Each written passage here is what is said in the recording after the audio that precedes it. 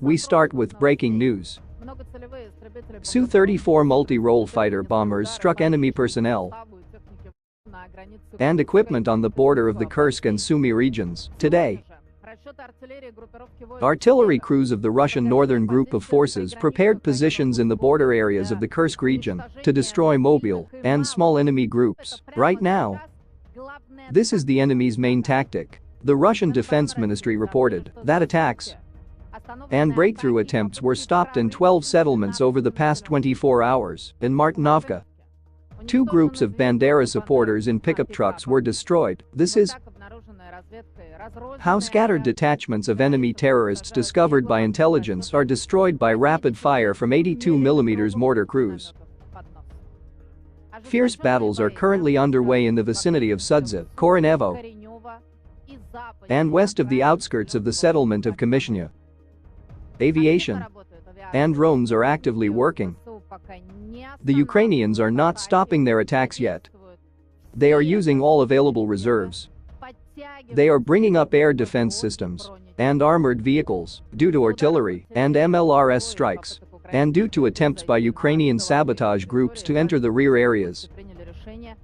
The Kursk region authorities have decided on the mandatory evacuation of the Glishkovsky district as well. Rescuers and the Russian National Guard will coordinate the process of people leaving. The volunteer is receiving more and more applications about missing persons. By this minute, there have already been 338 such applications. Over the past 24 hours alone, more than 100 new applications have been received. Most are from the Sidzansky district. The status of found and alive has been received by only 38 applications so far. Bloomberg writes that Ukraine has failed to solve the main task to force Russia to transfer troops from Donbas and from Zaporozhye by foraying into the Kursk region. This agency reports that the Russian command has proven capable of doing both at the same time, defending the Kursk region and launching an offensive in the Donbas and Zaporozhye. The pace of the Russian offensive is not slowing down. The BBC reports that if Ukraine's bet in the Kursk region does not work, the consequences for Kyiv will be catastrophic. CNN believes that the Ukrainian operation in Kursk has reached its climax. Ukraine's logistics are disrupted, and its fuel and ammunition supplies are running out. The White House said at night that the Pentagon was not involved in planning the preparation of Ukraine's sortie into the Kursk region. Leading American media outlets claim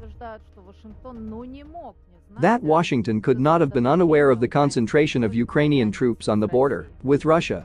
The Washington Post believes that the hope of raising the morale of the Ukrainian troops did not come true, and Zelensky put his army at risk in other areas of the war. Fox News TV channel also records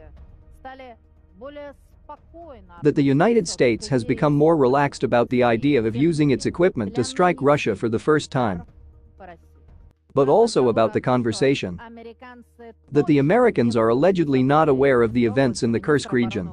Ukrainian Defense Minister Umerov just had a telephone conversation with U.S. Defense Secretary Austin.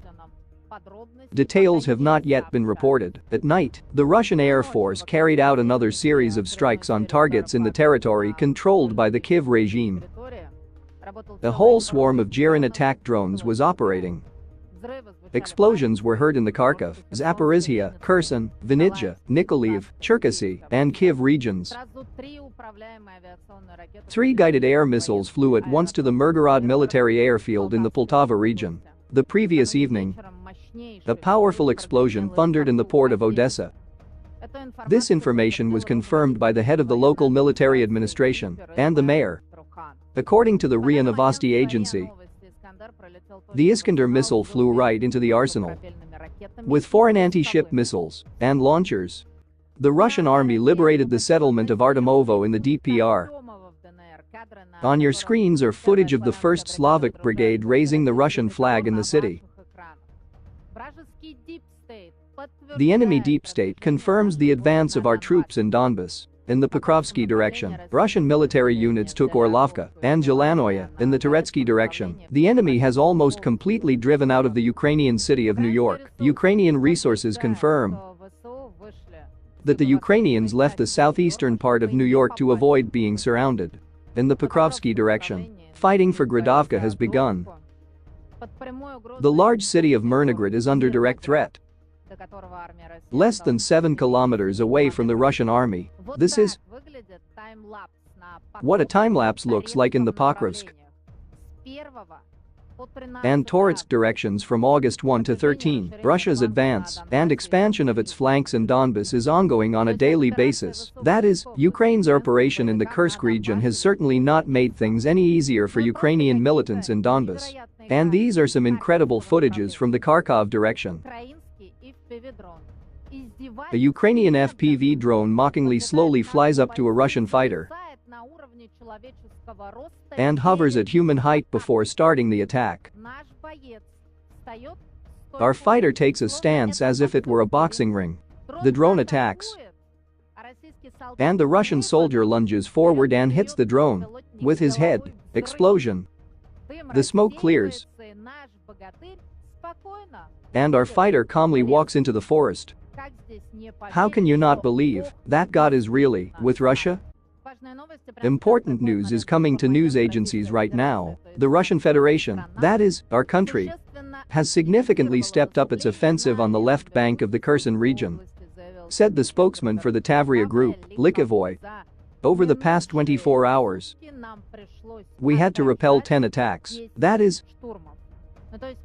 not only are we not withdrawing reserves from the front, but we are intensifying our offensive. Also, the acting governor of the Kursk region, Smirnov, has just announced that the Russian Defense Ministry and the Russian National Guard are taking all necessary measures to ensure the safety of the Kursk nuclear power plant. The nuclear power plant is operating normally. The office of the Ukrainian president reports that negotiations with the United States on the issue of allowing long-range strikes on the territory of the Russian Federation are in an active phase. We are moving to Washington. Our correspondent Igor Namishin is on the line. Hello, Igor. Is there any understanding of how far these negotiations have progressed on the possibility of long-range strikes on our country?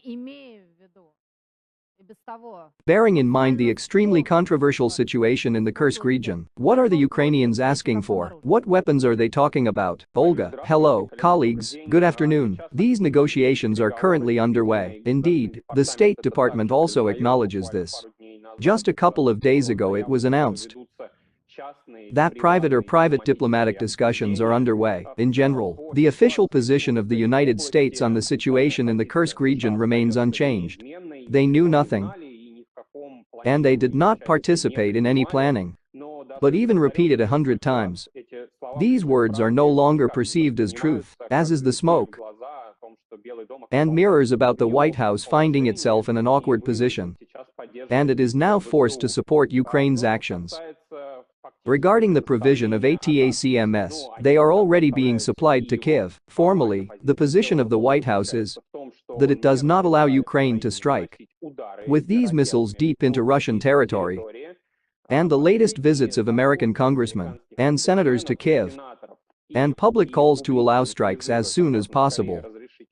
All this is exactly reminiscent of all previous types of weapons, which the White House initially actively refused to provide, but then, after calls from congressmen and the public, and after all these issues were also actively discussed in the media, the White House backed down and eventually gave the green light. Therefore, the same should be expected with ATACMS missiles, at least until the actions in the Kursk region are over. No decisive actions should be expected from Washington either. Because if you believe the American media, the US is waiting for this terrorist attack to end. They are waiting to see how it ends. And if there is no escalation of the conflict in Ukraine, as they write, Then the US will allow Ukraine to use ATACMS missiles to strike deep into Russian territory. To understand the situation, the office of President Zelensky also reports that active negotiations are underway with Great Britain on the topic of Storm Shadow missiles and strikes with these missiles on our soil. Igor, is there any criticism in the US? Are there any fears of escalation? Are there any discussions on the topic that if there is one more step, there will be Armageddon? Olga. Now American leading publications and media almost praise the actions of Ukrainian militants. The first attack on Russia since World War II. That is exactly what they write. Moreover, all statements by the American authorities that they knew nothing and did not plan anything. These statements are faced with a blank wall in terms of public trust. Everyone understands perfectly well that everything that Ukraine does, all the actions that it takes, all this is completely synchronized with America in this matter. Moreover, just if you look at the retrospective of what happened a month ago, in July, Ukraine received more than $4 billion from the US for weapons, and of this amount, $2.3 billion were allocated a month before the start of this barbaric attack for the most urgent needs of Kiev. This is an amount that is simply highlighted from the rest of the flow of military aid that the United States provides. This is also open information. Society, from the point of view of the entire current situation, does not react critically to this. It is clear that there are those representatives of the American community who are against it. They have always been, they remain. But the general public is now as if mesmerized by Kamala Harris's election debates, Trump's speeches, and people simply do not pay attention to the horror that is happening in Europe and Ukraine under the de facto leadership of the United States. Thank you very much. Very comprehensive. It was Igor Naimishin from Washington.